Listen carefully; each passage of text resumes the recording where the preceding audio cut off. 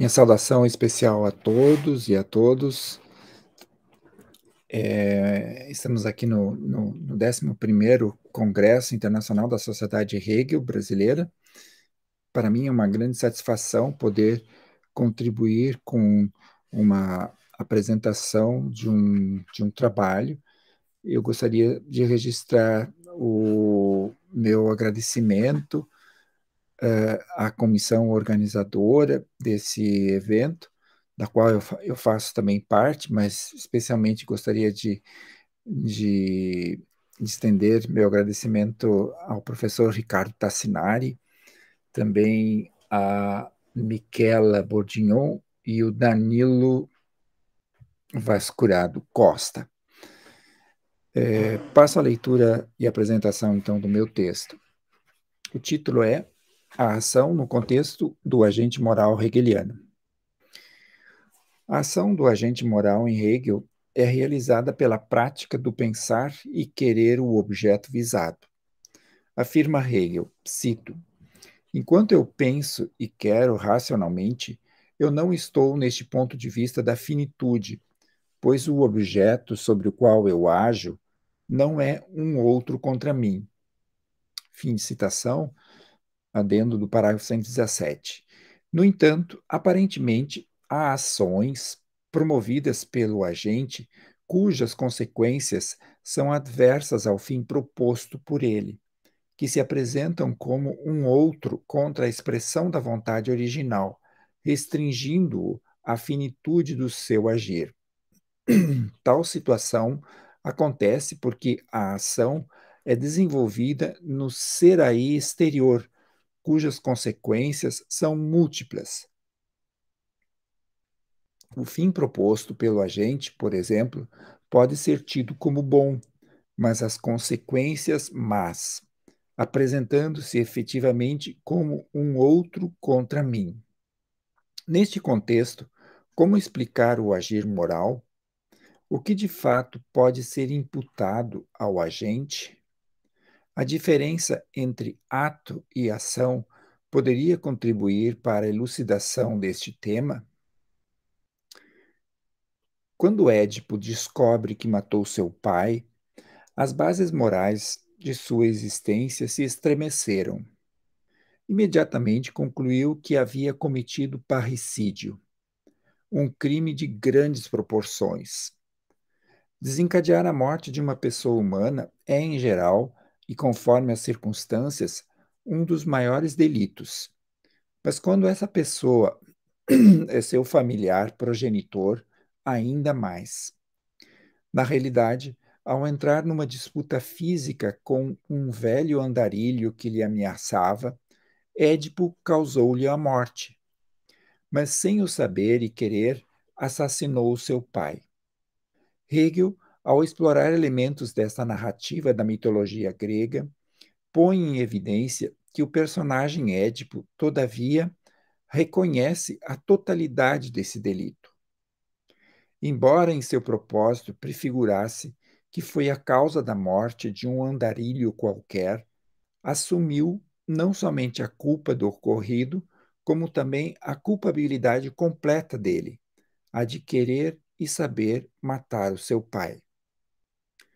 Diferentemente dos modernos, que imputariam ao agente moral apenas as ações premeditadas, aquelas que estavam no propósito e intenção do agente como elementos que ele queria e sabia, Édipo assume a inteireza do sucedido.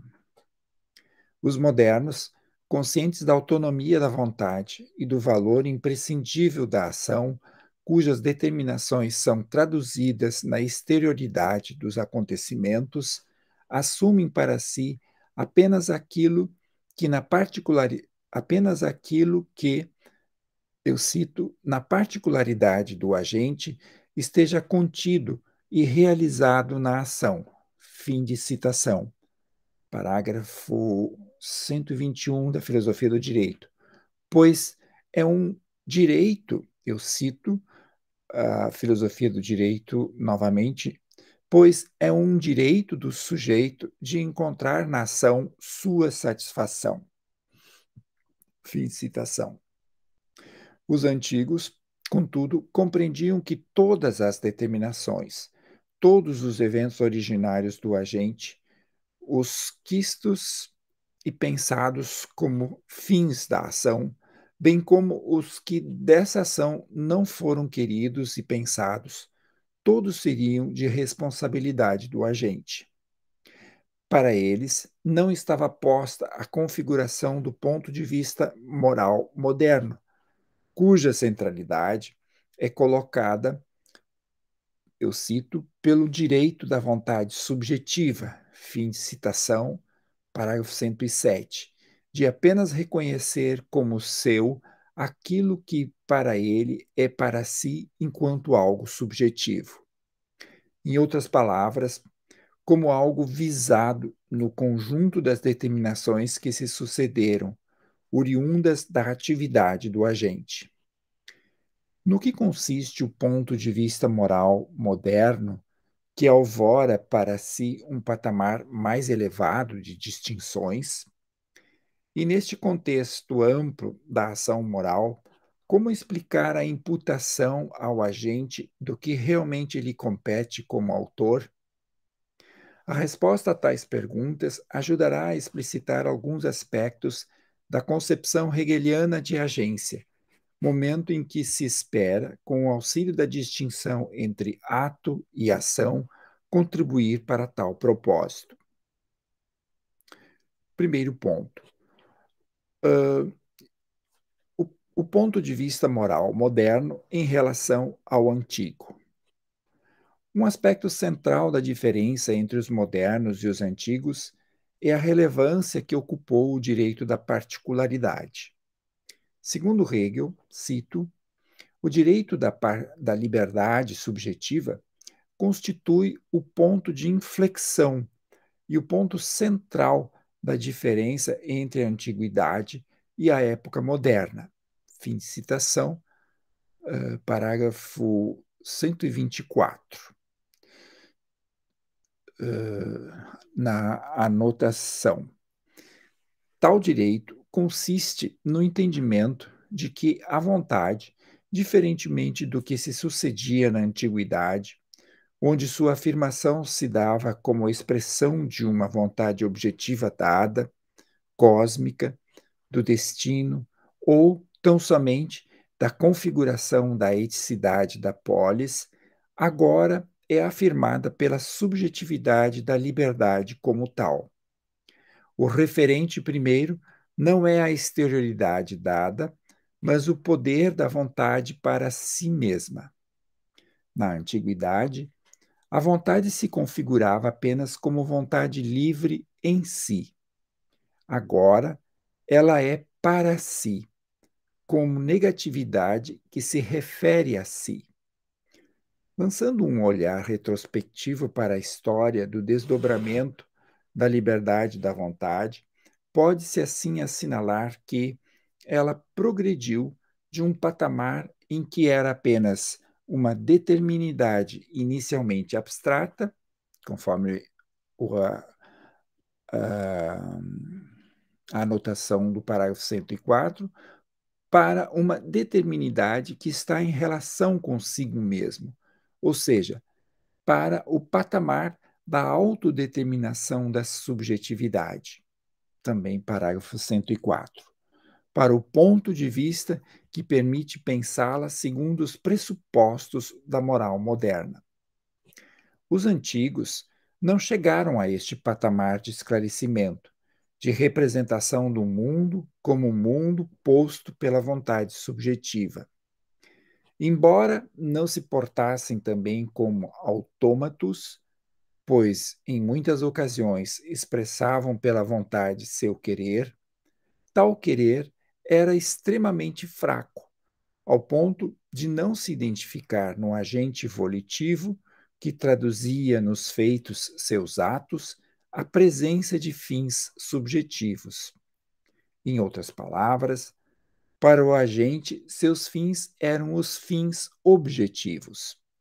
A obrigação moral das condutas era, em primeiro lugar, o dever posto pela exterioridade e não a obrigação da interioridade. Deste modo, pode-se distinguir nitidamente dois aspectos. Uma coisa é agir pela vontade interna do agente. Outra é agir, digamos assim, pela vontade externa do mundo, ou seja, pela obrigação que ele demanda, de desígnio dos deuses, desígnio divino, cósmico, imperativo do comando político, da lei, da religião, da autoridade. Uma coisa, portanto, é agir meramente por fins subjetivos, o que também, na versão abstrata dessa atividade, pode ser representado pelo subjetivismo absoluto kantiano e fichteano. Outra é agir meramente por fins objetivos exteriores, o extremo oposto para o qual se apresenta o oposto ou princípio da particularidade. A adição do parágrafo 124 da filosofia do direito assinala que a autodeterminação da subjetividade constitui o ponto de inflexão da diferença entre duas fases distintas da história, com a explícita menção de alguns acontecimentos que anunciaram e que justamente traduzem essa mudança no mundo. O destaque é dado para o cristianismo, a partir do qual se desenvolveram configurações mais precisas do amor, o amor romântico, o fim da eterna beatitude do indivíduo. Em seguida, outras configurações mais gerais se desenvolveram, como a representação mais detalhada da moralidade e a consciência moral, a afirmação do princípio da particularidade como visão de mundo enquanto princípio da sociedade civil burguesa e enquanto momentos da constituição política. Em seguida, Hegel faz menção da presença deste princípio da particularidade, que se expande de um modo geral na história, em particular na história da arte, das ciências e da filosofia. Todas as menções são exemplos importantes que remetem à reviravolta que aconteceu com a formulação paulatina do princípio da particularidade, o engrandecimento do valor da liberdade subjetiva. E é precisamente neste contexto que se dá a reflexão sobre a moralidade nos termos contemporâneos de Hegel. Oriunda deste ponto de inflexão, considerado também como o ponto central da diferença entre o passado e o presente, a consciência moral assume novos contornos. Entre eles, destacam-se a sua figura imediata, na qual a vontade moral se traduz, é o direito da vontade subjetiva, parágrafo 107. Figura esta que se determina a ser igualmente objetiva. Anotação do parágrafo 106. Mas porque há uma diferença entre o objetivo e o subjetivo, a vontade age para transformar o exterior para reencontrar a si mesma neste espaço. Tal diferença faz com que o dever lhe seja tão peculiar, ou seja, ela se impõe como obrigação a tarefa de realizar o que não lhe é peculiar. Diferentemente do domínio do direito, para o qual não importava os princípios ou a intenção do agente, agora estes têm valor. Quando o ser humano quer ser julgado segundo a sua autodeterminação, enquanto sujeito moral, eu cito, ele é livre nesta relação, independentemente de como as determinações exteriores vierem a se comportar. A dedo do parágrafo 106. O que importa são as intenções e o que delas se objetivaram, as ações. O valor do ser humano, eu cito, será estimado segundo a sua ação interna, adendo do parágrafo 106, que é inacessível, mas que realmente importa.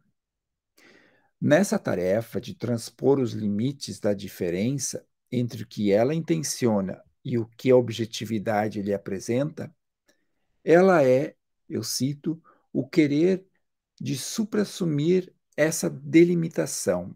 Parágrafo 109. Por isso, nesse esforço de suprassumir sua delimitação, a vontade defronta-se com três dimensões. Letra A, com a realidade exterior, na qual, mesmo que ela tenha alcançado sua objetividade, mesmo que ela tenha traduzido seus fins na objetividade externa, eu cito, deve, não obstante, conter continuamente sua subjetividade, ou, como diz Hegel, na minha exteriorização, não reconheço como meu nada mais do que se encontrava em minha vontade e reivindico rever nela a minha consciência subjetiva. Fim de citação, adendo do parágrafo 110. Letra B. Com o conceito, no sentido lógico, enquanto a razão adequada à vontade sendo em si prescrutado apenas como exigência, uma vez que ela permanece sempre nessa dimensão formal. Letra C. O outro. Embora a vontade conserve na sua subjetividade a realização de seus fins, eu cito, enquanto subjetividade exterior, é a vontade do outro. O terreno da existência da vontade é, então, a subjetividade, e a vontade do outro é, ao mesmo tempo, minha outra existência, que eu dou ao meu fim. Por isso, a realização de meu fim tem dentro de si essa identidade de minha vontade e da vontade do outro.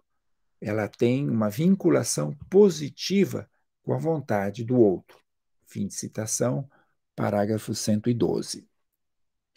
A explicitação sistemática ganha os contornos que são próprios da divisão tripartítida, exposta na divisão do capítulo da moralidade, onde a correspondência e as dificuldades dos momentos constitutivos da relação entre subjetividade e objetividade são expostas. Na primeira seção, intitulada O Propósito e a Culpa, trata-se de elementos constitutivos da ação, de tal modo que ela corresponda formalmente à vontade do agente. A segunda seção, intitulada A Intenção e o Bem-Estar, trata-se daquele conteúdo do valor relativo da ação que diga respeito ao agente. A terceira seção, intitulada O Bem e a Consciência Moral, aborda o aspecto interno da consciência do agente, que, enquanto reflexão interna, aspira ao verdadeiro conteúdo, o bem. Como relatado no início desta reflexão, aparentemente, há ações promovidas pelo agente cujas consequências são adversas ao fim proposto por ele, que se apresentam como um outro contra a expressão da vontade original, restringindo-o à finitude do seu agir, impedindo-o de efetivar o fim absoluto da vontade, o bem. Tal situação acontece porque a ação é desenvolvida no ser aí exterior das coisas, cujas consequências são múltiplas. Afirma Hegel que, eu cito, na imediatidade do agir, a finitude da vontade subjetiva consiste imediatamente em ter para seu agir um objeto exterior, pressuposto com múltiplas circunstâncias. O ato põe uma transformação nesse ser aí existente. E a vontade tem, de modo geral, uma culpa, na medida em que o predicado abstrato de ser meu reside no ser aí transformado. Parágrafo 115. O fim proposto pelo agente, por exemplo, pode ser tido como bom, mas as consequências engendradas engendram algo de estranho e distante, apresentando-se efetivamente como um outro. Neste contexto, como explicar o agir moral? Segunda seção, o ato e a ação. A distinção entre ato e ação, die Tat e die Handlung, apresenta uma contribuição significativa para o tema. A anotação do parágrafo 118 da Filosofia do Direito observa que, eu cito, a autoconsciência heróica, como nas tragédias dos antigos Édipo, etc., não se elevou ainda, a partir de sua simplicidade, à reflexão da diferença entre ato e ação, entre o dado exterior e o propósito e o saber das circunstâncias, assim como não se elevou até a dispersão das consequências, porém assume a culpa em toda a extensão do ato. Fim de citação. O herói trágico é, assim, aquele que assume a culpa moral de tudo o que se sucedeu, assume a responsabilidade de todas as consequências, mesmo as mais imprevistas de seus atos. A este respeito, Frank Fischbach assinala com precisão que, eu cito, esta grandeza do herói trágico deve antes ser vista como um sinal de uma limitação do ponto de vista heróico e da própria consciência heróica. Esta limitação consiste em não ver que um ato, inevitavelmente, tem consequências que, no entanto, não podem ser consideradas pertencentes à ação. O autor da ação não pode, portanto, ser responsabilizado pelas suas consequências. Fim de citação. A limitação desta figura heróica e antiga da consciência moral consiste, então, em desconhecer o direito da vontade, enquanto vontade moral, de obter satisfação no que almeja alcançar. Eu cito a filosofia do direito: é o direito da vontade não se reconhecer em seu ato, tat, como sendo ação, Handlung, a não ser o que ela sabe, no seu fim, dos pressupostos do ato e de não ter culpa a esse respeito, somente o que nesse ato residia em seu propósito. O ato apenas pode ser imputado enquanto culpa da vontade. É o direito do saber. Fim de citação, parágrafo 117. Pode-se, pois, assinalar aqui que há uma distinção entre causa e culpa no contexto do agir humano. Como afirma Vittorio Hesle, cito, alguém pode, por meio do agir, tornar-se causa de possivelmente tudo o que não foi e nem sequer podia ser previsto por ele. Porém, culpa imputável só se tem por aquilo que também se quis. Fim de citação. A necessidade da representação das circunstâncias torna-se, por isso, fundamental para a distinção entre ato e ações. A culpa, que é propriamente moral, se forja pelo conhecimento, pela representação dos elementos envolvidos, quando somente então o móvel do agente a ela se dirigiu. Neste caso, a culpa diz relação à ação. Agora, a causa do que se sucedeu diz relação ao ato, como um conjunto de acontecimentos que se sucederam, que não estavam presentes no propósito do agente, o qual ele em momento algum conseguiu antever por uma representação, por mais vaga que fosse. De um modo inequívoco, como afirma Hegel, eu cito, Édipo, que matou o seu pai sem o saber, não pode ser acusado de ser assassino de seu pai. Fim de citação, o adendo do parágrafo 117. À guisa de conclusão, o fato de Édipo ser considerado culpado da morte de seu pai demonstra para Hegel uma situação clara. Os antigos não operavam com o pressuposto fundamental da vontade moral ou subjetiva. Tal situação tornava-se, por isso, a fonte da mistura indevida entre causa e culpa, entre motivo e imputabilidade, entre ato e ação. Certamente, Édipo é a causa da morte de seu pai. Este foi o seu ato.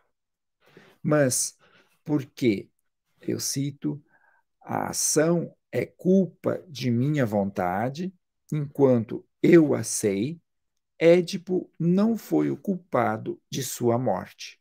Fim de citação, adendo do parágrafo 117. Hegel define com clareza seus conceitos. Eu cito, a externação da vontade enquanto subjetiva ou moral é a ação. Fim de citação, parágrafo 113. Ou seja, o agir propriamente moral é a expressão exterior da vontade de um sujeito que promove modificações na objetividade do mundo, desde que elas tenham a ver com os outros. Diferentemente do direito abstrato, onde a vontade se referia sobretudo às coisas, na moralidade, o agir se refere à qualidade dos relacionamentos intersubjetivos. A distinção entre ato e ação torna-se, portanto, produtiva para o entendimento do agir moral.